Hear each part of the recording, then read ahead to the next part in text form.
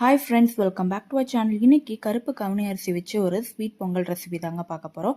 அதுக்கு அரிசி அரை மணி நேரம் நான் ஊற வச்சு எடுத்திருக்கேன். 6 விசில் விட்டு எடுத்திருக்காங்க. நல்லா குழஞ்சி வந்துருச்சு. இது கூட தேவையான அளவு வெல்லம் சேர்த்திக்கோங்க. எனக்கு அது டஸ்ட் இல்லாதனால நான் அந்த வெல்லம் அப்படியே சேர்த்து நல்லா மிக்ஸ் பண்ணிக்கோங்க. ஒரு சிட்டிகை உப்பு போட்டு நல்லா மிக்ஸ் பண்ணிக்கோங்க. அப்போ தான் உங்களுக்கு இனிப்பு நல்லா தூக்கி தரும்.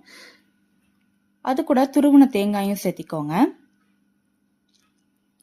டேஸ்ட் நல்லா இருக்கும். நல்லா மிக்ஸ் பண்ணிக்கோங்க.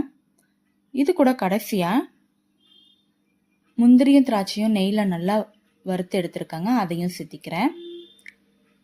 இது எல்லாமே ஒன்று போல் நல்லா மிக்ஸ் பண்ணிக்கோங்க.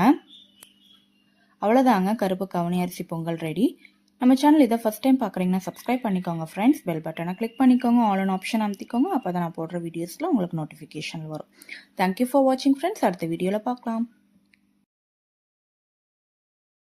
Hi friends, welcome back.